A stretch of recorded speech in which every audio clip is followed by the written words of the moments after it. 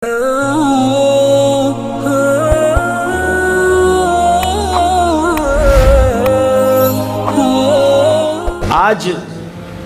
ایک عجیب و غریب دل دہلا دے لینے والا میں نے آپ کو واقعہ سنانا ہے۔ حضرت سیدنا حارث علیہ رحمۃ اللہ المنان فرماتے ہیں کہ میں قبرستان جایا کرتا، قبر والوں کے لیے دعائیں کرتا، ان کی مغفرت کے لیے دعائیں کرتا، اپنی آخرت کے بارے میں بھی غور و فکر کرتا تاکہ میں بھی نصیحت حاصل کروں۔ قبرستان جو ہے نا وہ بہترین نصیحت ہے۔ لوگ قبرستان جا کر بھی غفلت کا شکار ہوتے ہیں، ورنہ اگر قبرستان جائیں تو پتہ چلتا ہے کہ ہوئے نامور بے نشاں کیسے کیسے، ہوئے نامور بے نشاں کیسے کیسے، زمین کھا گئی نوجوان کیسے کیسے، جگہ جی لگانے کی دنیا نہیں ہے، یہ عبرت کی جا ہے تماشا نہیں ہے۔ بڑے بڑے گھر ہیں، گاڑیاں ہیں، پیسہ ہے، مگر سب نے جانا اسی 2 گز کی قبر میں۔ کہتے ہیں میں بھی جاتا تھا اور نصیحت حاصل کرتا، غور و فکر کرتا۔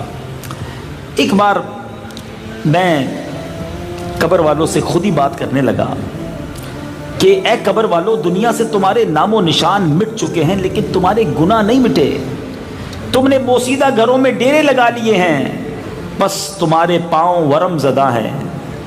بس میں روتا رہتا، اس کے بعد ایک گنبد کی طرف چلا جاتا اور ایک قبر کے پاس جا کر سو جاتا۔ روز قبر والوں کو خود ہی کہتا، خود بھی اپنے اوپر گویا سبق لیتا۔ کہتے ایک مرتبہ میں قبر کے پاس سویا تھا کہ اچانک میں نے صاحب قبر کو دیکھا، جو قبر کے اندر تھا مردہ، اس کو دیکھ لیا نیند میں کہ اس کی گردن میں زنجیریں ہیں، آنکھیں نیلی ہیں، چہرہ سیاہ ہو گیا، اور وہ کہہ رہا ہے کہ ہائے میری بربادی، ہلاکت، اگر دنیا والے مجھے دیکھ لیں تو کبھی رب کی نافرمانی نہ کریں کہ میرا ایسا حال ہو گیا ہے۔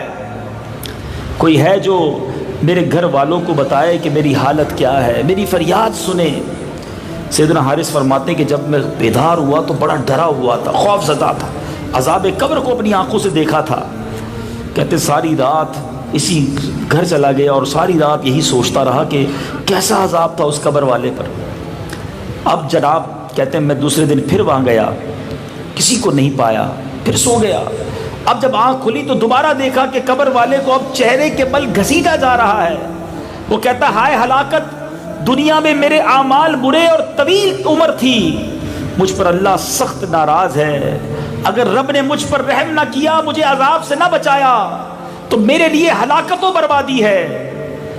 کہتے ہیں دوبارہ اٹھا، پھر خوف زدہ تھا، ڈر گیا تھا، اپنے گھر چلا گیا، رات بسر کی۔ صبح ہوئی تو میں پھر اس قبر کے پاس گیا کہ شاید کوئی گھر قبر والوں کے پاس، اس قبر والے کے پاس کوئی آئے، اس کی قبر کی زیارت کو آئے تو میں اس کو بتاؤں کہ تمہارے مردے کا کیا حال ہے۔ پھر میری آنکھ لگ گئی، تیسری بار اس قبر والے کو دیکھا کہ اب اس کے قدموں سے اس کو باندھا جا رہا ہے، اور وہ کہہ رہا ہے دنیا والے مجھ سے کتنے بے خبر ہو گئے، مجھ پر عذاب بڑھایا جا رہا ہے، اسباب اور ہیلے سب منقطع ہو گئے، رب مجھ سے ناراض ہے، مجھ پر رحمت کے دروازے بند ہو گئے ہیں، ہلاکت ہے مجھ پر اگر میرے رب نے اب مجھ پر رحم نہ کیا۔ کوئی پرسان حال نہیں تھا، گویا اس مردے پر روز عذاب بڑھایا جاتا۔ کہتے میں جب نیند سے بیدار ہوا، اب میں لوٹنے کا ارادہ کر رہا تھا کہ 3 بچیاں جو ہیں وہ اس قبر کے پاس آئیں اور آ کر گویا اپنے والد کی قبر پر فاتحہ پڑھنے لگی۔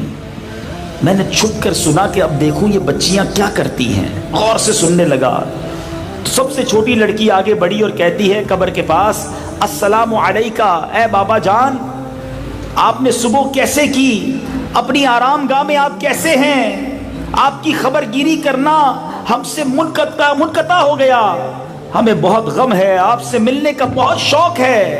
وہ بہت روئی۔ اس کے بعد دونوں اور بیٹیاں بھی اسی طرح والد سے بات کرتی رہیں، پرانی باتیں یاد کرتی رہیں، روتی رہیں۔ سیدنا حارث کہتے جب میں نے ان کی بچیوں کی باتیں سنی تو مجھے بھی رونا آ گیا۔ میں قریب گیا اور بچیوں سے کہا کہ میں اس قبر میں رہنے والے تمہارے باپ کے اعمال کو دیکھ کر دکھ میں مبتلا ہو گیا ہوں، اور برے اعمال کے سبب جو اسے عذاب ہو رہا ہے میں تمہیں بتانا چاہتا ہوں کہ اس کو کتنی تکلیف ہو رہی ہے، اور میں بہت خوف زدہ ہو گیا ہوں۔ ان بچیوں نے کہا کہ ایک اللہ کے نیک بندے بتائیے آپ نے کیا دیکھا ہے؟ حضرت حارث کہتے ہیں میں 3 دن سے آ رہا ہوں، زنجیروں کی آوازیں سنتا ہوں، تمہارے والد کو گھسیٹا جاتا دیکھتا ہوں، ان کی چیخو پکار سن رہا ہوں۔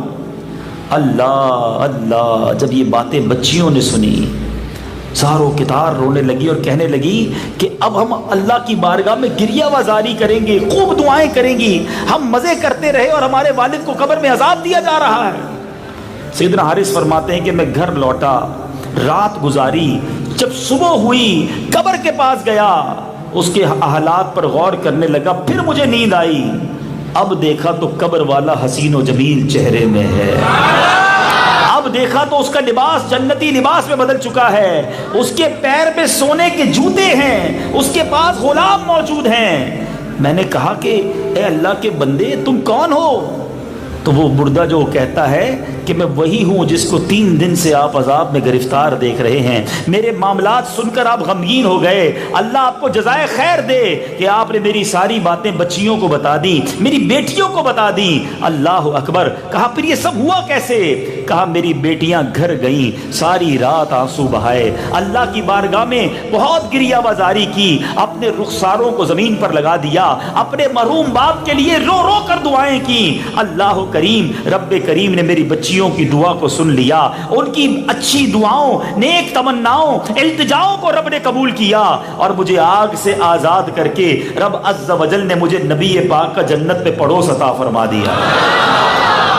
اللہ اللہ۔ اب وہ باپ کہتا ہے دیکھو پھر میری بیٹیوں سے مل کے بتا دینا کہ تمہارے بابا جان کا کام بن گیا ہے، وہ ابھی بھی رو رہی ہوں گی، وہ ابھی بھی غمزدہ ہوں گی۔ حضرت حارث کہتے ہیں میں پھر قبرستان گیا، اب جب میں ادھر جاتا ہوں اور میں نے وہاں جا کر دیکھا تو پھر وہ بچیاں آئیں اور میں نے ان کو بتا دیا کہ تمہارے بابا جان کی جو اب کیفیت ہے وہ بدل چکی ہے، مگر میرے میٹھے اسلامی بھائیوں وہ بچیاں بھی عجیب تھیں۔ اللہ اکبر۔ جب ان کو بتایا گیا تو سبحان اللہ، وہ بچیاں بھی اللہ کی بارگاہ میں عجیب طریقے سے التجا کرتی ہیں۔ ایک کہتی ہے اے اللہ، اے گردنوں کو عذاب سے آزاد کرنے والے، میری مصیبت بھی دور کر دے، میرے دل سے بھی تمام شکوک و شبہات مٹا دے، اے وہ ذات جس نے مجھے سہارا دیا، جب میں لڑ کھڑا گئی میرے دل کو اپنے ذکر سے آباد کر دیا ہے، اب مجھے میرے والد سے ملا دے۔ ایک ایک کر کے تینوں بہنوں نے اللہ کی بارگاہ میں التجائیں کی اور وہیں وہ دھڑام سر کے گری